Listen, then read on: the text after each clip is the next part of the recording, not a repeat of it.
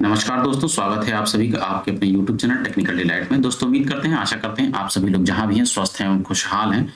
दोस्तों आज मैं बात करने वाला हूं steel authority of India limited के अंतर्गत जो बोकारो स्टील प्लांट है उसके अंतर्गत जो वैकेंसी आई है उसके बारे में। आप यहाँ देख सकते हैं नोटिफिकेशन मैंने डाउनलोड कर लिया है। नोटिफिकेशन की ऑफिशियल वेबसाइट को मैं दिखा दूंगा। 15/5/3/2024 का है ये।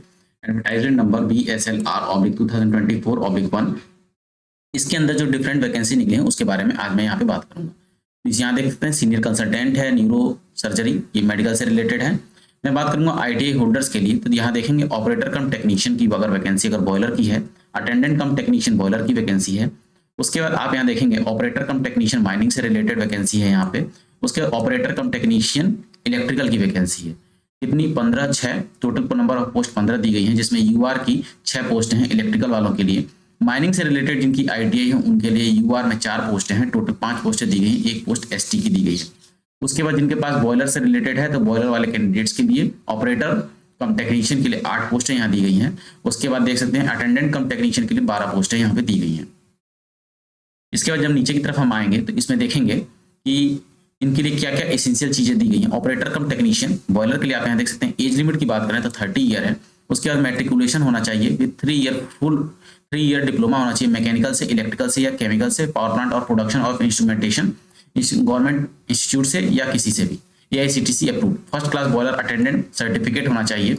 और परसेंटेज की बात कर ले तो 50% होना चाहिए and 40% for the SC ST and PWDs के लिए, यानी UR और OBC के जो कैंडिडेट्स होंगे उनके लिए 50% का परसेंटेज जो रहेगा वो मैंडेटरी रहेगा। अटेंडेंट कम बॉयलर के लिए देख सकते हैं आप यहाँ पे 28 साल एज लिमिट दी गई है। इसमें matriculation with ITI full time होना चाहिए, ITI होनी चाहिए बॉयलर से। और उसके बाद second class boiler attendant certificate, एक सर्टिफिकेट बनता है बॉयलर का, वो आपके पास होना चाहिए।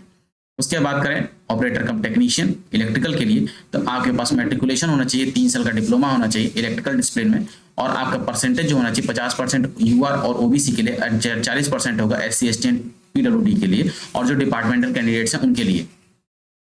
ऑपरेटर कम माइनिंग के लिए देख सकते हैं 28 साल एज लिमिट दी गई, मैट्रिकुलेशन विद 3 ईयर डिप्लोमा होना चाहिए माइनिंग से रिलेटेड। माइनिंग फोरमैन के लिए देख सकते हैं मैट्रिकुलेशन विद 3 ईयर डिप्लोमा होना चाहिए माइनिंग से रिलेटेड, तो आप इसमें एलिजिबल है अप्लाई करने के लिए। सर्वेयर में देख सकते हैं मैट्रिकुलेशन विद 3 ईयर डिप्लोमा हो माइनिंग से रिलेटेड, तो इसमें आप एलिजिबल है अप्लाई करने के लिए माइनिंग सर्वे से रिलेटेड। माइनिंग मेट में देख सकते हैं matriculate with valid mining met certificate होना चाहिए।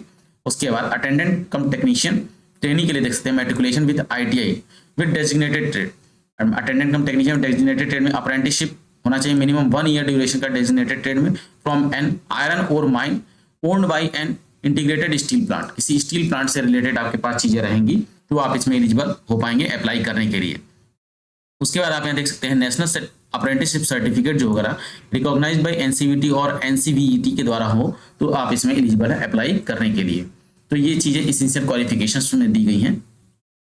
अपर एज लिमिट की बात कर लें तो रिलैक्स बाई 5 साल का मिलेगा SC ST कैंडिडेट्स को, एंड अदर कैटेगरीज के लिए आपको OBC कैटेगरी के लिए 3 साल का, जो OBC नॉन क्रीमी लेयर होते हैं, ठीक है। Additional 10 year for the person जो बेंचमार्क और डिपार्टमेंटल एक्स सर्विसमैन कैंडिडेट्स होंगे उनके लिए। हाइट की जो बात करें अगर पैरामीटर्स होंगे, मेल के लिए 155 सेंटीमीटर फॉर इंजीनियरिंग और 150 सेंटीमीटर फॉर नॉन इंजीनियरिंग। 155 है इंजीनियरिंग कैंडिडेट्स के लिए, यानी जितने भी टेक्निकल बंदे रहेंगे उनकी हाइट 155 सेंटीमीटर रहनी चाहिए। फीमेल के लिए 143, चाहे वो इंजीनियरिंग से रिलेटेड हो चाहे नॉन इंजीनियरिंग से। वेट जो होगा 45 kg एंड गर्ल्स का 35 kg। चेस्ट होना चाहिए 72 to 75 centimetre on expansion. Same girls में भी दिया गया है 75 सेंटीमीटर टू 79 ऑन एक्सपेंशन, ठीक है। Myopia and hypermetropia if not exceeded +-4। आपका ये मायोपिया यानी short sightedness and long sightedness का जो आई का इशू होता है वो +-4 से ज्यादा नहीं रहना चाहिए, ठीक है।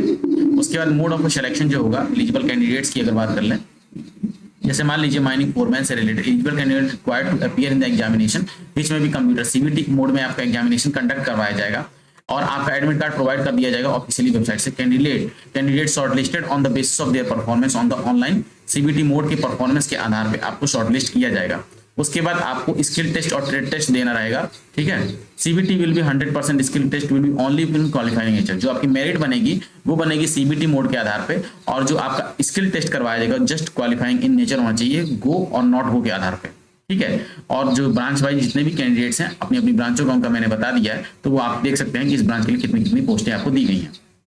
एंड आपसे क्या क्या क्वालिफिकेशन मांगा गया है। ठीक है, पे स्केल की बात कर लें तो इसमें देख सकते हैं ऑपरेटर कंपोलर ये सब चीज़ें बेसिक आपका 26,600 से रहेगा और 3% आपका इंक्रीमेंट होता रहेगा। ठीक है, उसके बाद देख सकते हैं अटेंडेंट कम जो ITI वाले कैंडिडेट्स जो नीचे कुछ सीटें थी तो उसमें देख सकते हैं 25,070 रुपये आपका बेसिक रहेगा इसमें। Grade on successful completion of 2 ear training, 2 साल की आपकी ट्रेनिंग होगी जिसमें कि आपको पहले इस साल में दिया जाएगा 16,100 रुपये, उसके बाद दूसरे साल में दिया जाएगा 18,300 रुपये।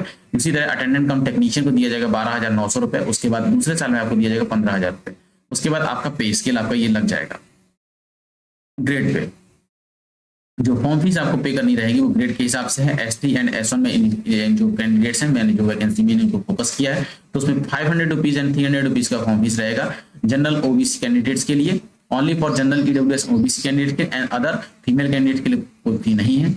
और ये देख सकते हैं आप SC ST वाले कैंडिडेट्स के लिए 150 रुपीज का है एंड डिपार्टमेंटल कैंडिडेट्स के लिए 150 एंड 100 रुपीज का फॉर्म फी रहने वाला है।